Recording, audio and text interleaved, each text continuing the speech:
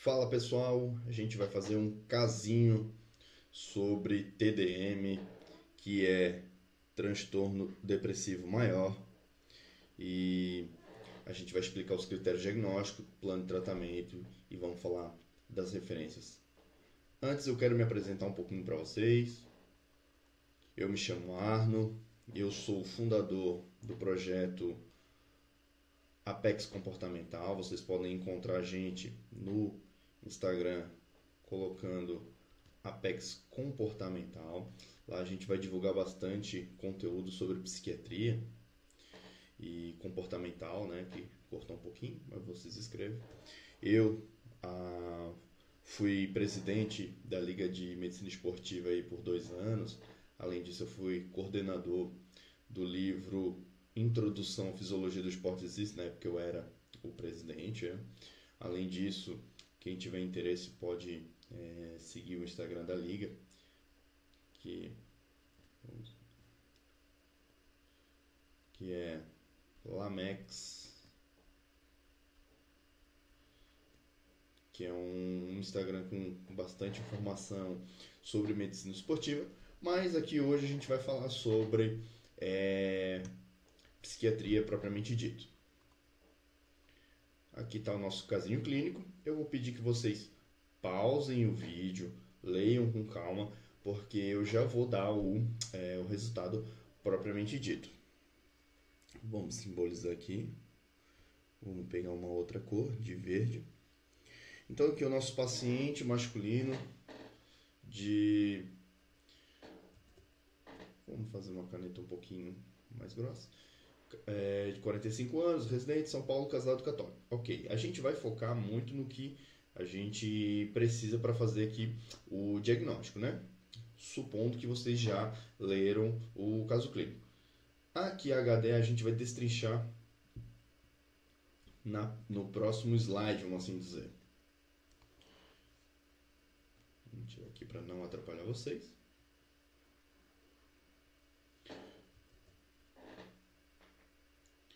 Aqui. E aí, o que a gente olha aqui? A queixa principal dele é: tenho me sentido muito triste e sem energia para fazer as coisas que eu gostava. Lembrando que a queixa principal sempre é a linguagem do paciente, você não traduz, né? Por isso que até aqui a gente coloca as aspas. A HD, como eu falei, a gente vai explorar melhor no próximo bloco. E o que a gente vê aqui? Na HMP, na história médica pregressa, sem histórico de doenças crônicas e e hospitalizações anteriores. Por que isso é importante? É importante porque o DSM-5-TR, ele preconiza que não pode ser causado, a depressão não pode ser causada por doenças orgânicas, né? Uma vez que elas justificariam o quadro. Vamos dar um exemplo. Por exemplo, um paciente que tem uma baixa testosterona, ele pode ter sintomas depressivos. E isso não é depressão. Você não vai tratar com inibidores da recaptação de serotonina. Você vai tratar ele com reposição de testosterona. Um paciente também que tenha, por exemplo, um quadro anêmico, ou uma anemia, vamos assim dizer, ou um hipotiroidismo, ele pode, aliás, desenvolver sintomas similares aos sintomas depressivos, e isso fazer com que ele mimetize o quadro de depressão. Então, essa informação aqui que a gente tem pelo HMP nos ajuda a descartar causas orgânicas, que é importante para fazer o diagnóstico. Além disso, exame físico sem alteração, neurose sem alteração, os exames laboratoriais e de imagem são dentro dos limites normais, o que é importante para a gente, como a gente viu aqui, ó. Então ele não tem anemia, ele não tem hipotireoidismo. E na avaliação neuropsicológica, as funções executivas como planejamento, organização e controle de impulso estão preservadas. Ok, então agora a gente vai explorar mais HDA, que é onde a gente vai tentar fazer nascer o diagnóstico do nosso paciente. A gente viu aqui que o paciente relata que há cerca de 2 semanas começou a se sentir triste na maior parte do tempo, quase todos os dias. Ele descreve um sentimento de vazio e falta de esperança. Além disso, ele tem experimentado diminuição acentuada do interesse ou prazer. Essa informação é importante aqui pra gente. Diminuição acentuada do interesse ou prazer.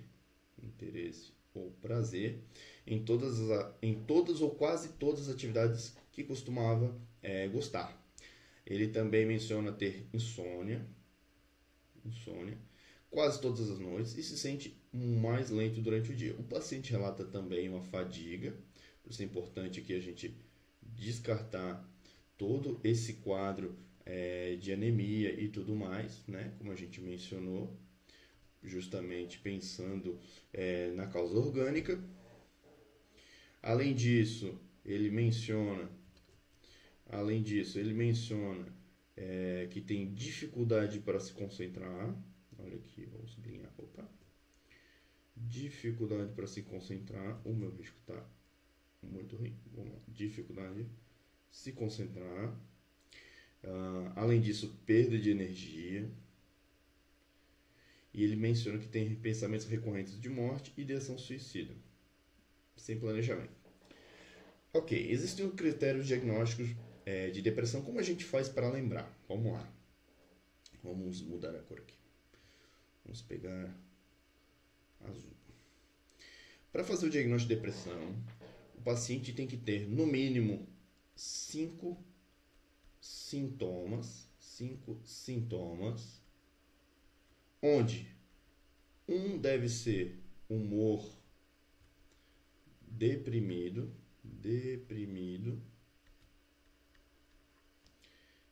e/ou anedonia. Ou seja, um desses dois. Então, supondo que ele tenha humor deprimido, ele tem que ter mais 4 sintomas para fechar os 5 para fazer o diagnóstico. Como que faz para lembrar os diagnósticos? A gente vai fazer a explicação por duas formas. Uma pelo raciocínio e a outra vai ser por meio do mnemônico. Primeiro vamos usar um mnemônico. Existe uma palavra que a gente usa, que é o SIC e CAPS. São termos que a gente utiliza muito na medicina, né? SIC é o que o paciente muitas vezes refere e CAPS. E o CAPS é atenção de saúde mental ali que a gente encaminha muitas vezes os nossos pacientes, certo? Cada letrinha ela vai me ajudar dizendo o que esse paciente pode ter que me ajuda. Então, uma das alterações, né? Vamos botar aqui assim, alterações é o sono. É uma coisa que o paciente vai mencionar que está alterado. Ele pode ter um aumento do sono ou uma perturbação do sono à noite. Ele pode ter também o seu interesse nas atividades diminuído. A sua concentração também pode estar diminuída. A sua energia pode estar diminuída. Ele pode ter sentimentos de culpa. Ele pode ter anedonia, que é a ausência do prazer nas atividades. Ele pode ter também uma alteração da psicomotricidade, ou seja, ela pode estar aumentada ou diminuída, e ele pode ter ideação suicida. Esses são os critérios para a depressão. Não precisa ter todos, como a gente mencionou, basta ter, das alterações aqui que a gente falou, 5, certo? Lembrando que o humor deprimido ou anedonia tem que ser um deles, né? Essa é a forma de lembrar, mas como entender? Pensa o seguinte: se você está com a sua energia diminuída, é esperado, né, que a sua concentração, o seu interesse nas coisas diminua. Além disso, se você não tem muita energia para executar essas tarefas, você tem uma perda do prazer, muitas vezes, né, para realizar essas atividades. Então, aqui você só entendendo a energia, você já entende o seguinte. E você não tendo interesse, concentração, tendo prazer, você pode progredir para um pensamento, não necessariamente vai, né? Mas muitas vezes, dado os problemas sociais que vão aparecendo para uma tendência, né? Ter esse tipo de pensamento, de desesperança e sentimento vazio que o nosso paciente relatou, além de culpa. Agora a gente volta para o nosso paciente. Se ele fecha as características, ó, 2 semanas, perfeito, ele tem isso. Ele diz que ele se sente triste na maior parte do tempo. Então a gente pode dizer que ele de certa forma tem um humor deprimido, né? Deprimido. Muitas vezes o leigo vai usar termos que fazem sentido para esse. Ele aqui tem, por exemplo, a diminuição do prazer. Então a gente pode botar que ele tem aqui um critério, aqui 2 critérios, né? Diminuição, interesse do prazer. Ele tem uma alteração do sono, 3.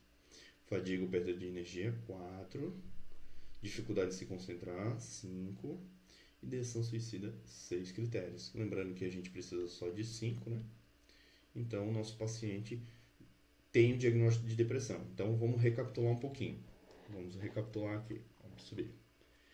O que a gente precisa para fazer o diagnóstico de depressão? Ele não pode ter ausência, né? Vamos botar assim, ausência de causas orgânicas, né? Ausência de causas orgânicas. E ele tem que ter 5 critérios. 5 critérios, né? Que justifiquem os sintomas, né? E aí, se ele não tem causas orgânicas, como a gente mencionou, hipotireoidismo, anemia, problema de testosterona, entre outros, e os 5 critérios para depressão, a gente faz o diagnóstico na psiquiatria de depressão. Por isso é muito importante a avaliação do médico, né? Eu sei que tem essa discussão entre vai para o médico, vai no psicólogo, mas é importante a avaliação médica, porque a gente precisa afastar as causas orgânicas. Por quê? Vamos supor que o paciente tenha esse quadro aqui, mas associado a isso ele tenha hipotireoidismo. Qual que é o diagnóstico do paciente? O diagnóstico do paciente não é TDM. O diagnóstico do nosso paciente hipotético vai ser hipotireoidismo. Então, por esse motivo, é importante a avaliação sempre médica a priori. Então, a gente fez o nosso diagnóstico, a gente entendeu aqui a historinha. A gente vai falar agora um pouquinho do tratamento. Vamos botar aqui um pouquinho do lado, para não atrapalhar vocês. O tratamento é feito... Vamos pegar aqui a canetinha. Pegou. O tratamento é feito com os inibidores da recaptação de serotonina. Vamos entender um pouquinho como é que funciona, antes de citar quais fármacos, dose. Então, vamos lá. No neurônio, lá dentro do cérebro, que é composto por neurônios, existe, né, um espaço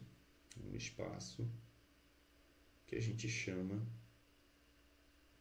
de fenda sináptica.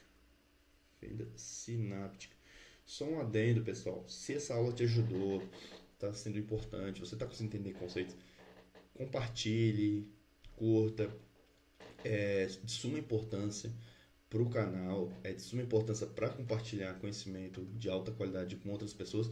E pense o seguinte, é uma troca justa. Eu estou compartilhando conhecimento e vocês dão feedback referente à aula. Para vocês não custam nada, porém isso ajuda o logaritmo do YouTube a sinalizar a gente melhor, ok? Isto posto, então a gente vai aqui ter entre esses espaços neurônicos que a gente viu que é as fendas, neurotransmissores. Um desses neurotransmissores a gente pode botar como exemplo é a serotonina. Lembrando que dentro da fenda sináptica isso aqui é um sistema fechado. Parte disso aqui vai entrar dentro da fenda sináptica. O que não entrar tem a tendência em, vamos fazer de outra cor para não poluir, vamos fazer de verde, tem uma tendência a retornar para o mesmo neurônio. O que a medicação faz? A medicação vem aqui e inibe essa volta, esse retorno, mantendo mais tempo a serotonina, por exemplo, dentro do neurotransmissor. Quais fármacos a gente pode usar como exemplos que medicamentos que são exemplos para a gente, né? Vamos colocar do outro lado, que eu acho que fica mais didático.